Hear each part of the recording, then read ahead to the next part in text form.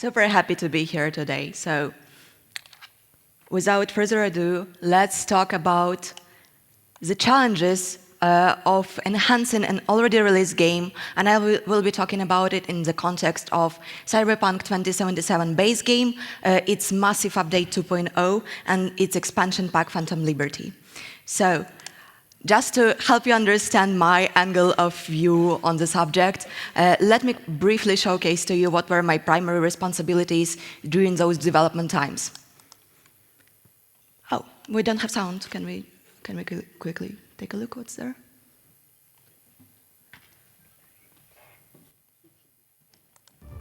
Okay.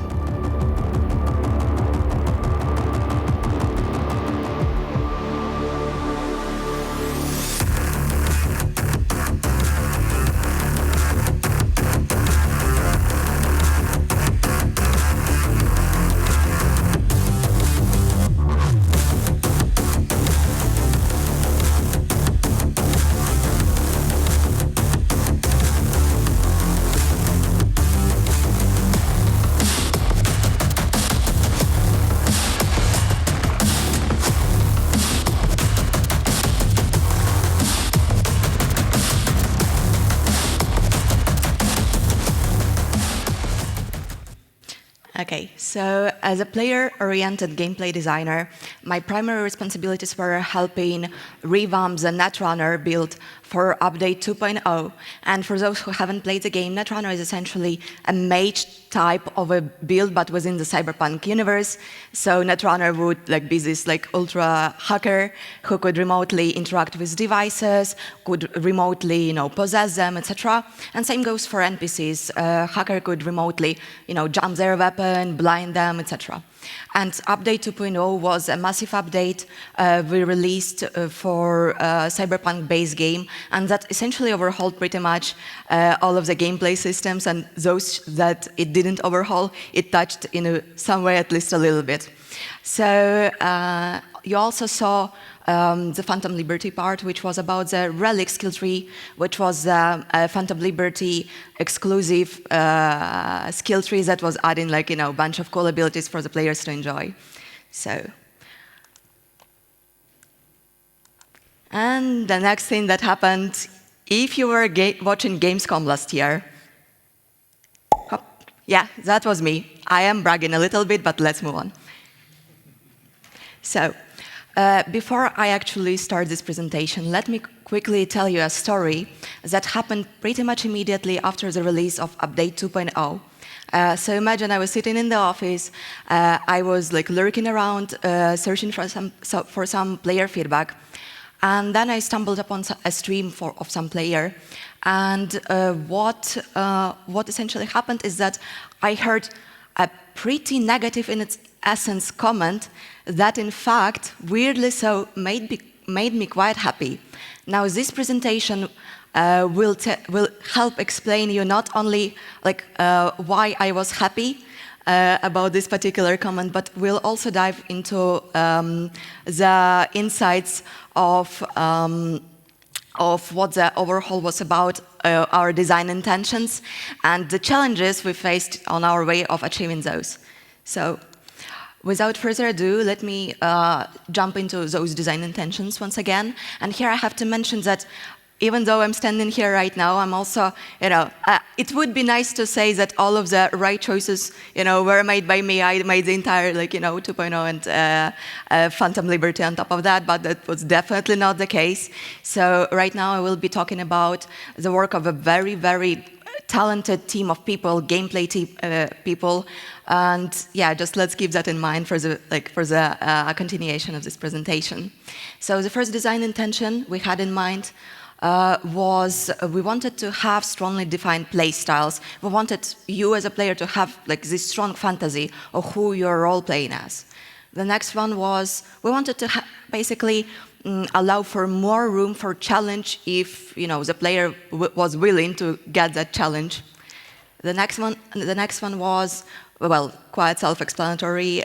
We wanted to introduce some quality of life improvements, and we also wanted to focus on what makes Cyberpunk truly Cyberpunk and what kind of no other game would be able to offer. And the last one, and most important for me personally, was we wanted to make gameplay choices matter. So now that we've talked about design intentions, let's jump into the juiciest part of the presentation, where I will talk about the design challenges that we met along that way.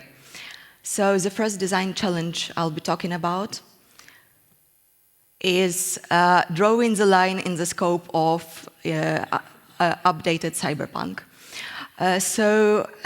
Here I have to mention that the scope and the line, that scope line was moved quite a few times. And I still remember like how a couple of years ago, I was still like a junior gameplay designer, and I was super scared that we're gonna introduce this massive change of moving one stat from closing items, that was armor stat, from closing items to player cyberware.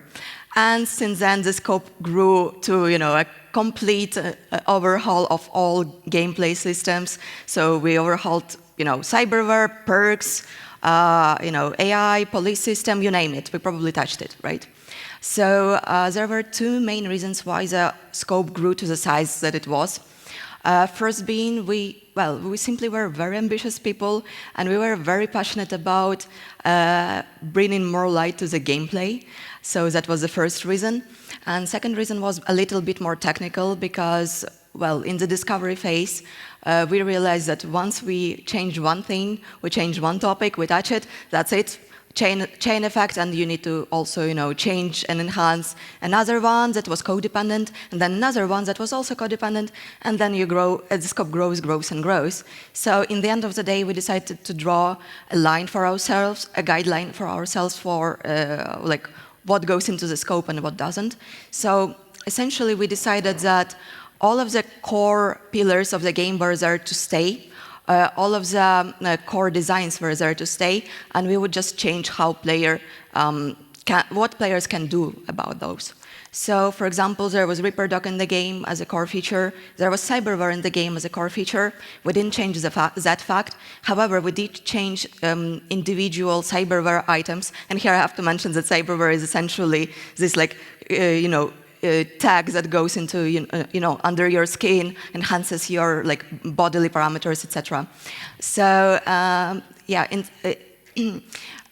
so the scope grew, as I mentioned before, and we overhauled the entire, we overhauled singular cyberware items, but we didn't change the fact that you have cyberware in the game. Same goes for example, ranged weapons, melee weapons. They were still obviously in the game. We just changed how they progress, changed their individual designs, and we changed the synergies they were having with the perks.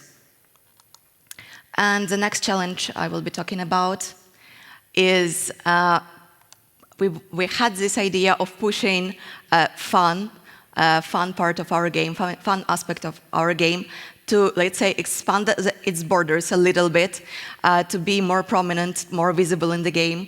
And without further ado, actually, let's check out what we managed to achieve. Okay, I'm ready. Get this show on the road.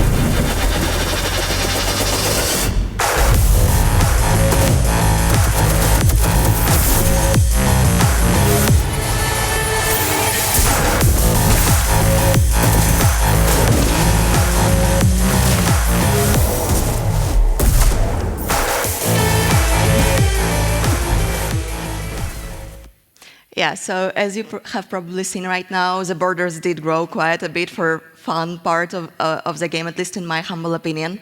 But at the same time, to give you examples of where was now, let's say, relocated borders of realism, let me give you a few examples of ideas that we had, let's say, but never made it to the game. So first one was on the specter of a little bit unrealistic.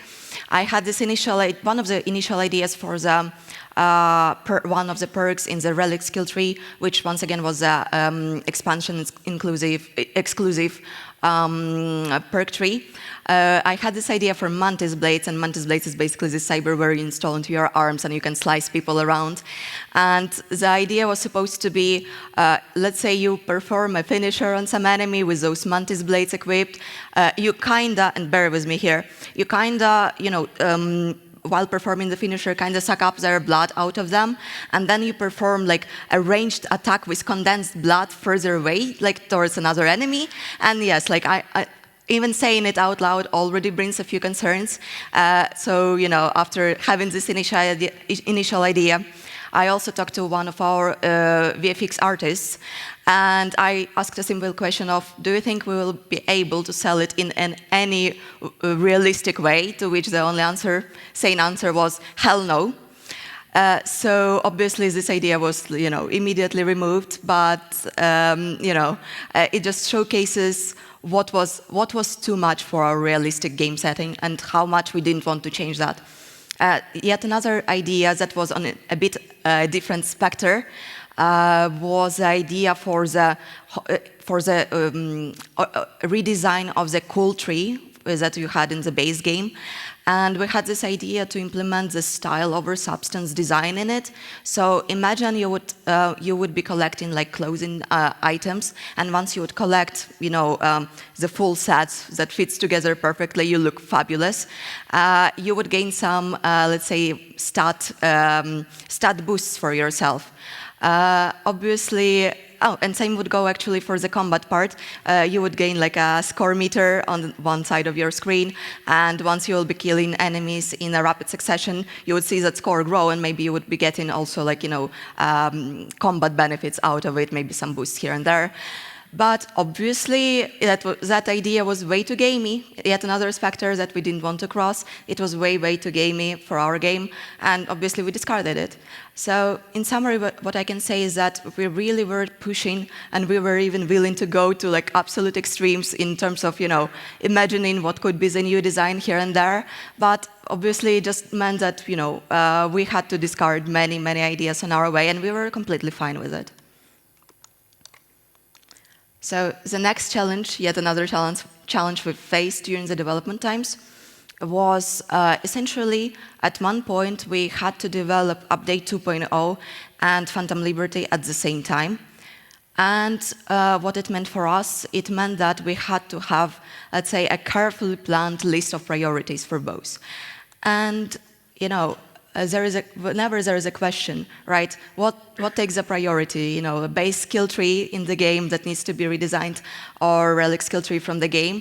Well, probably to no surprise at all, we heavily prioritized Phantom Liberty over the Update 2.0, and there were two main reasons for that.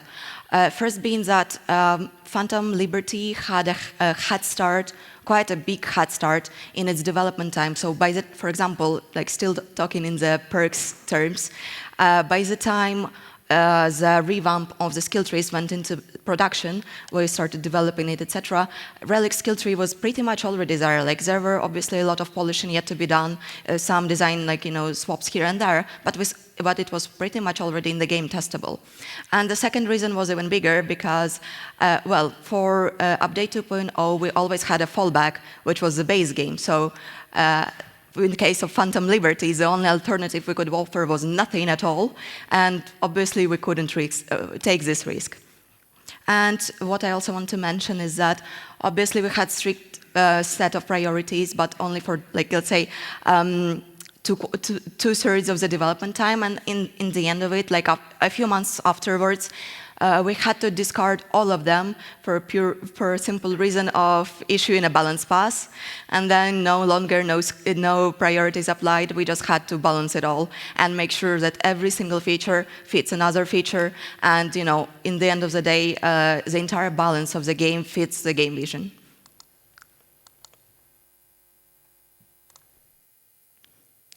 And here we come to the final boss of the challenges we faced, which was player expectations. Now, we had a huge scope for the update, like really huge. Like, actually, let me show you. Yeah, this is the list of all of the things that we've changed for the update. So it came with no surprise that an update as big as this would invoke a lot of feedback, player feedback. And also it wasn't like a huge surprise that not all of the feedback will be immediately positive, because essentially a lot of the features that we were introducing in the game were swapping a feature that was already there to begin with. So a lot of players would be pushed out of their comfort zones for this to happen. So this is actually a good moment where we can come back to the initial story I told you in the beginning of the presentation about that one player with that one negative comment, and let me explain exactly what happened in detail. So imagine I'm lurking around, around the internet. I'm lurking for some streams. I'm gathering player feedback, and I'm actually searching for a particular player build, which is netrunner. And alas, I find this, this stream, this player, and I watch them launch, the freshly updated game. I watch them see those annoying notification pop-ups in the game that a game is updated, blah blah. This is what changed. They just close those. They go into the perk tree that was actually basically we granted all players, important note, we basically granted all players an ability to respect their build once after the update 2.0, so they could find their own new way to play the game, right? So what ends up happening, that player enters the intelligence skill tree tab and bulk purchases pretty much all of the perks in that skill tree without ever reading what those perks are now doing. So they just, bulk purchase those perks, go back to the game pretty much immediately, combat starts, and they're still on very difficult setting of the game. So as you can guess, what ends up happening is that the player gets, annihilated pretty much completely in a matter of seconds. And they, release this negative comment that, the game is unplayable. And here I have to explain exactly why it made me happy, because first of all, important note, I wasn't happy that someone was having a bad experience playing the game, obviously, and none of the hate goes towards the player. In fact, their reaction is totally understandable. They just, launch the game wanting to continue where they left off of, and be done with their day, with or the game for today. And suddenly they need to relearn what the hell had happened there, and find their way to play there. So coming back to the topic of why I was happy about it, essentially I had literal hard proof on my hands that we achieved our game design intentions. They were met, they were achieved, and you could no longer go back to the game and play old Cyberpunk that was there. In fact, now all of your gameplay choices mattered so much that you could not just, breeze through the entire skill tree without, taking care about, how your build is going to play out, what you're going to be doing with it, without taking care of your weapons, armor, without all of your equipment. You could not simply, neglect all of it and go back to the game and, play like nothing happened, especially so much on a very difficult setting. So, and on this note, I want to move to the final chapter of this presentation, where I will talk about the personal design philosophies I've developed while working on the update 2.0 and Phantom Liberty. And here I have to say that I sent here in this moment a lot of love and a huge thank you to the gameplay team. I've learned so much from you guys. I love you. The first design philosophy we'll be talking about today is embracing the change.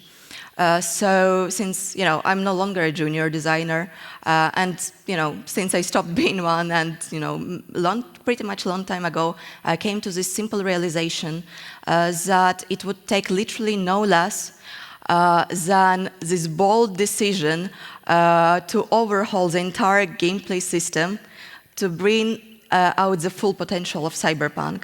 It was simply not possible. And at that point in my life, I was also ready to face any criticisms that would follow it, because I was completely, I completely understood what it would mean for the players and how far out of the comfort zone they will be pushed. What I didn't expect to happen on the positive side was actually an interest in happening. So whenever I would go into, let's say, comment section, etc., and there would be one comment being, let's say, saying something negative about some features I didn't like in the update, etc., there would be actually tons of comments under that one, defending the change and explaining why they like it and trying to help the other person, find a way they could enjoy this updated version of their favorite feature as well. So for me personally, it became, let's say, this merit of understanding whether the update was successful or not. And the next topic I will be talking about is approach to player abilities. So during the development times, I had a lot of both hands-on experience with developing player abilities and also observing, other people develop those. So I have quite a lot to say on the topic. So the first subtopic I want to talk about is active over passive perks. And what I mean by that is, imagine you have a design intention of giving a player a 10% damage boost to them, right, during the combat, for example. And what you can do on one hand is you can just give them perk the way it is, right? Just, from now on, you just deal 10% more damage. Is the player going to be happy? Hell yes. Like, probably if they are offered, this perk and 10 others, they are going to still probably, choose this one over anything else. But at the same time, design-wise, in my opinion, what this perk would do is that it would rob the player of making decisions. They don't need to do anything extra. They don't need to, change the way they play. They are now just automatically better at whatever they were doing, 5 minutes ago. So, in my opinion, if you want to add something like, 10% damage boost, what would be a better approach to that is, for example, saying that, okay, you need to throw a knife and then you need to follow up with a katana attack and then you get your 10% damage boost. And suddenly what you have on your hands is an actual playstyle, and it's a scalable playstyle. And it's suddenly starts becoming a player fantasy, and there's like maybe the ninja playstyle hidden somewhere there, and you can explore that. The next subtopic I'll be talking about is perk conditions. So in my opinion, perk conditions should never be about just gating the bonus behind them. So what they should be doing instead is they should be helping you build this fantasy for the player of what this build is about.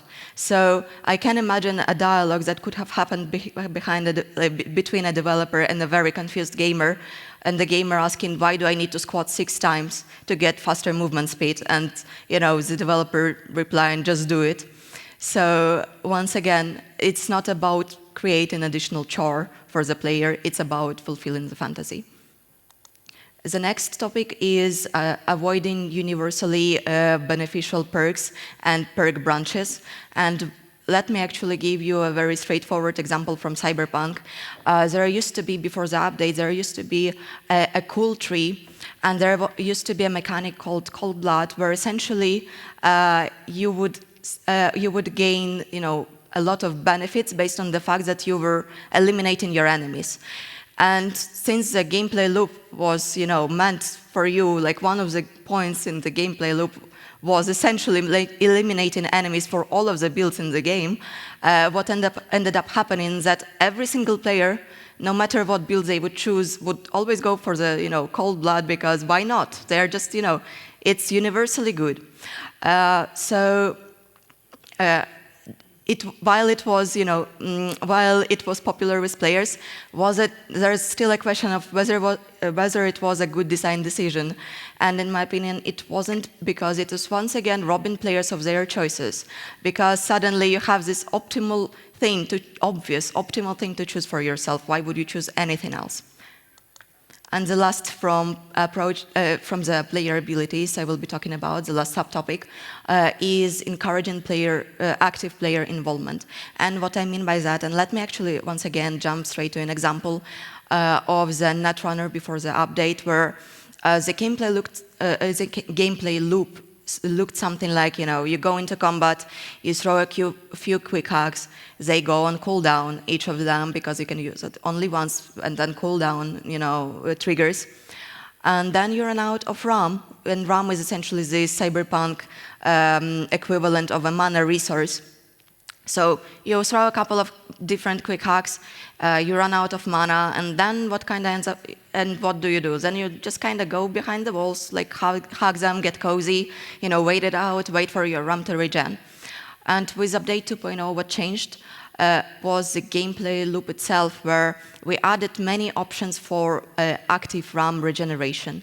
So the gameplay looked after the update something like, you go into the game, you throw a couple of quick hacks here and there, and you could choose which quick hacks to throw, and if you wanted to throw, say, same quick hack, 500 times, obviously it wasn't possible, resource-wise, but technically, there were no cooldowns, so you were not restricted in that regard.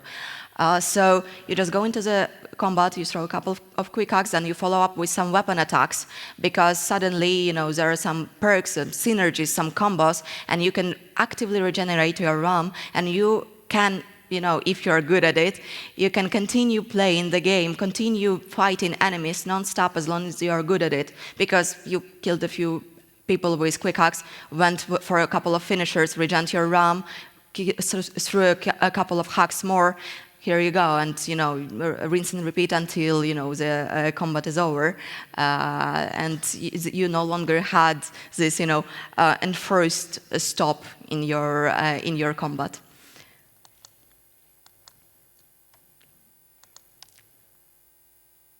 And the last, oh no, actually not the last. The next principle I will be talking about is going to be about monitoring scope risks and eliminating them. And here, let me give you an example during the production times of Phantom Liberty. We had, let's say we had this very big, very huge initial idea, initial design for once again, actually, Mantis Blade's perk, it was a very lucky perk in terms of funny stories attached to it. So there was this initial huge idea behind it where you would change the way you locomote with Mantis Blades. So what ended up happening is that, we kickstart the production for this particular perk, we start implementing it, and sometime later, I make a review of how far we got so far. And what I ended up learning is that we are very far behind on the schedule. In fact, it's looking very not promising. And in that moment, I made a hard decision to follow my gut feeling. And I pushed to essentially remove that particular design and swap it for another one. And now that we've completed the production cycle for Phantom Liberty, I'm 90% sure what would end up happening. What would end up happening with that perk is that it would follow one of the two paths here. First one would be, not having the perk in game at all, and suddenly, the entire skill tree no longer looks that good. It no longer has a feasible design behind it. Or the second part of it. As a second option for it would be, making something super fast, super cheap, just have it there. And in the end of the day, what I would advise for everyone is, if there is an opportunity for that, if there's room for that, monitor your features and do not allow them to become your last moment decisions. Never allow them to become last moment decisions, and if it means even that you need to kill your darlings, kill them, move on, come up with something else. And now is the final topic I will be talking about today, which is promoting player freedom. Now, obviously, I haven't yet finished 10 AAAs. I don't have them behind my back just yet. So at this point in my life, I will say that I will be an advocate for having as much player freedom as game constraints would allow for it. And whenever let's say I have a task, a design task, or design problem to solve, I usually come up with a couple of options, as it usually happens. I will always ask myself, which option out of those will allow for more player freedom? And most likely, I will opt for that option, even if it will mean bigger scope, even if it will mean that the players will not follow the exact design visions that I had behind this idea. And in fact, I used to be pretty annoyed, actually, when I would see that the design that I brought into the game is not played exactly the way I envisioned it. It's not exactly what I meant, And now I actually grew to take pride in it. I actually really enjoy, seeing other players find their own ways to play the game, even if it's not something I, initially wanted to happen. Obviously, within the game constraints, still within the vision for the game. I'm not talking about, suddenly finding, a sequence on keyboard that, kills all enemies in the room. So as long as they're, as long as it's fair, I really, really take pride in players finding their own ways. And here, let me actually mention a few examples that were that did promote player freedom really well, in my opinion, in the update 2.0. First one being, we finally removed that armor stat from closes, and what ended up happening is that suddenly you had complete and utter freedom in what you were choosing to wear that day. You were no longer concerned, with stats, with transmog, nothing. You just initially choose whatever you want to wear, and you don't need to look at that, at those pants with that, tiger print on them, thinking, oh, 20% more armor, damn, that's a no-brainer. I'm just going for them. They will look fabulous with my Kevlar vest. So. That was the first decision that I wanted to mention. The second one was actually utilizing the humanity resource for cyberware instead of, let's say, locking out cyberware for all players who don't fit into the build it was meant for. So in the game, it is possible to equip whatever cyberware you want, as long as you have enough resource for it. And what it means is that players might not choose the most optimal thing for their build, because it's not strictly gated. It's not, it's not made. It is made pretty obvious, but they have an option if they choose to. And even if the player is not having the most min-maxed build they ever wanted to have, or rather we wanted them to have, if they're having fun, why not? And yes, yet another good example of that you can see on the screen. We also pushed the borders for the player locomotion, especially during combat. So there was obviously the double jump, in the beginning, it was available in the base game as well. But we also added an air dash to the game, which expanded, your combat locomotion quite a lot. Hell knows, maybe it's, breaking the game in a couple of places we are not aware of, but it was a conscious decision for us to still add it to the game and still add this more freedom for the players. And with that, we are coming to the last part of our presentation today, which is a Q&A session. So if you have any questions, I will be happy to answer them.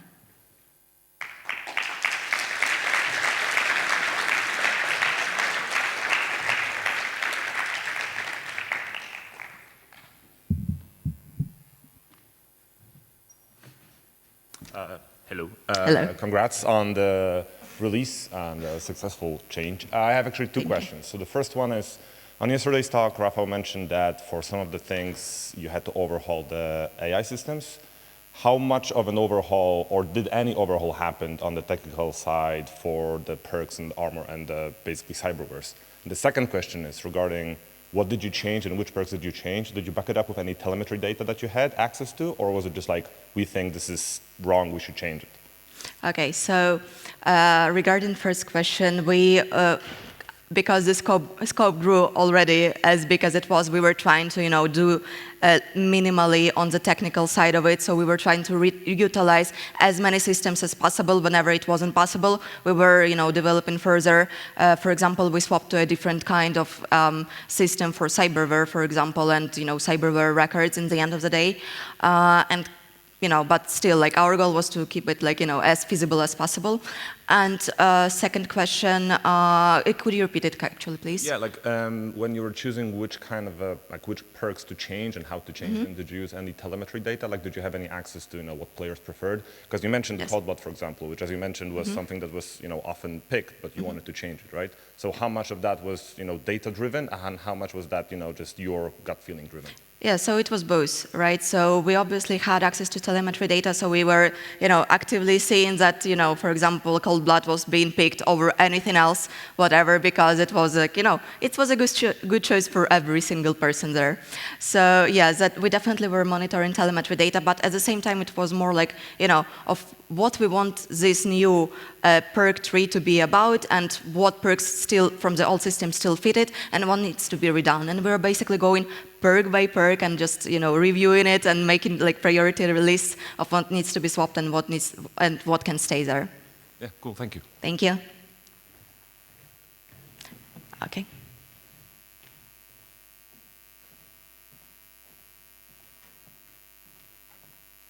Hello.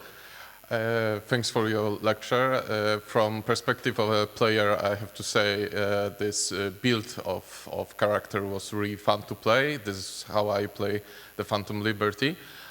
Although from perspective of a QA, I have a question.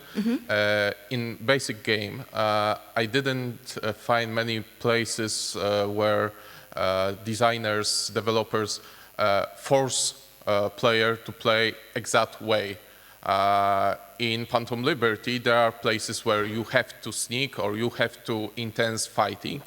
How do you think this is a good idea to take back freedom from the player and, for example, putting an assassin player to the confrontation where he can't use assassin perks? So you mean the more let's say main mission content and yeah.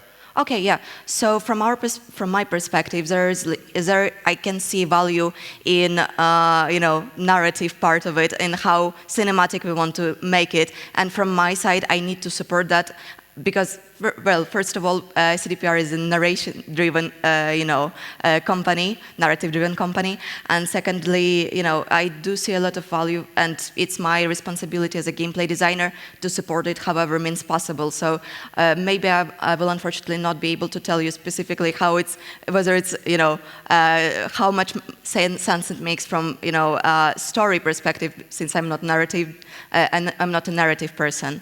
From my perspective, I do think that the benefits we gained from, having those very, very, very intense cinematic moments, very intense, gameplay moments. Some of them were custom made specifically to fulfill the fantasy of whatever, narrative sequence we were having. I do think that it outweighs, in my opinion, having more freedom, but much lesser narrative impact.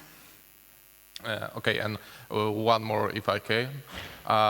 Do you have any data that would show how many players started the DLC, but, for example, stopped at one place in story and left playing, and, for example, go back to the basic game or left the game at all? Most likely we will have that data, but I would need to check it, and I definitely don't have the answer on my hands for that. Okay, thanks. Thank you. But you can, come up to actually, I will ask around and maybe we'll, search for that answer. Thank you. Okay. So, any more questions? Yes. There is no mic here, so I'm going to. Of course. Well, armor stat was there. Armor stat did not disappear; just got moved, right?